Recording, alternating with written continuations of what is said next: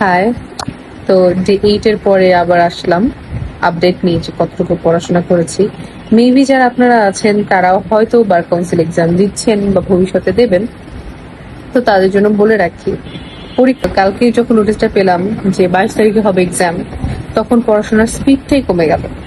তো এটা নিয়ে একটু টেনশনে আছি। তবে অবশ্যই এটা মানে মাথায় রাখতে হবে যে যাতে পিছিয়ে না পড়ি, অন্যদের থেকে যাতে পিছিয়ে না পড়ে আস্তে আস্তে চলতে পারি। একদম সুপার ফাস্ট গতিতে পড়তে হবে এখন তেমন তো না, কারণ এখন 1 মাসের বেশি সময় আছে। আমরা তো ধরছিলাম যে মেবি অগাস্টের শুরুতে হয়ে যাবে, তো 1 মাসের মতো হাতে আছে। আর প্রিলিতে যাদের পড়াও ভালো মতো হয়ে গেছে তাদের জন্য রিটেনে এত কষ্ট করার প্রয়োজন নেই। কিন্তু যদি আপনি মনে করেন আপনার সাবস্টেন্সিয়াল পার্ট হচ্ছে যে এখনো গ্যাপ আছে, তাহলে রিটেনে এখন যে সময়টা আছে সেটা আপনার জন্য ব্লেসিং, কারণ আপনি এক্সট্রা যে সময়টা পাচ্ছেন সেটার মধ্যে আপনি আপনার গ্যাপটা ফিল আপ করতে পারবেন। আজকে আমি হচ্ছে 4.5 ঘন্টা পড়েছি। ওয়াজেদ ভাইয়ার যে ক্লাসটা ছিল ক্লাসটা করেছি। ক্লাসটা করার পর ভাইয়া তো অ্যাকচুয়ালি আমাদের প্রিলির সময় যে নোটটা করিয়েছেন সেটার সাথে কিছু অ্যাডিশন হয়, যেরকম কিছু কেস লস থাকলে সেটা অ্যাড হয়, বা একটু একটু ব্যাখ্যা বা এসেনশিয়ালস এইভাবে পার্ট পার্ট করে হচ্ছে ভাইয়ার লিখান। তো ওইভাবে হচ্ছে লিখাটা প্র্যাকটিস করছি। আর প্রতিদিন একটা রিভাইজ সেশন আমার থাকে। আজকে সেই রিভাইজ সেশনটা হয়নি, কারণ আমার অন্যান্য ডিউটিস ছিল, আজকে বাসার কিছু কাজ ছিল, তো সেগুলো করতে গিয়ে আমি আর ওটা আর করতে পারিনি।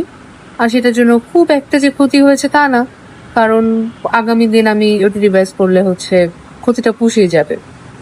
কারণ আমি শুরুতে এমন ভাবে পড়ছিলাম যে আমাদের পরীক্ষা হচ্ছে জুলাইয়ের শেষের দিকে হবে অথবা আগস্টের শুরুতে, যার জন্য আমার মোটামুটি রিভাইজ কমপ্লিট প্রিলি পরীক্ষা। তাও আমি এটা ওভার কনফিডেন্ট থাকা ঠিক না, তাও আমি রেগুলার রিভাইজ করছি। গত 7 দিনে আমি করেছি আমার রিভাইজ রুটিন অনুযায়ী। আর কালকে আবার করবো, আজকের দিনটা মিস গেছে। একটা পড়া স্টাডি করার থেকে রিভাইজ সেশনটা বেশি জরুরি। আমরা ছোটবেলায় ভাব সম্প্রসারণ লিখতাম না, যে স্বাধীনতা অর্জনের চেয়ে স্বাধীনতা রক্ষা করা কঠিন। এটাও তাই, আপনি একটা জিনিস পড়ে আত্মস্থ করলেন, কিন্তু এটা যদি আপনি রিভাইজ না করেন তাহলে কিন্তু আপনার এখানটাতে থাকবে না। কারণ আপনার ব্রেন প্রতিদিন 90% ইনফরমেশন ভুলে যাওয়ার চেষ্টা করে, যেগুলো আপনি রিট্রিভ করেন না। কারণ ব্রেন মনে করে এটা রিট্রিভ যেহেতু করা হয়নি, মেবি এটা এসেনশিয়াল না। এই জিনিসটা ওয়াজেদ ভাইয়া এই জন্য বারবার বলেছে যে রিভিশন করতে হবে, এট এনি কস্ট রিভিশন করতে হবে।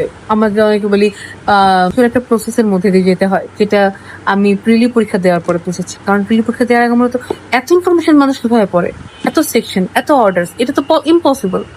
কিন্তু ট্রাস্ট দ্য প্রসেস।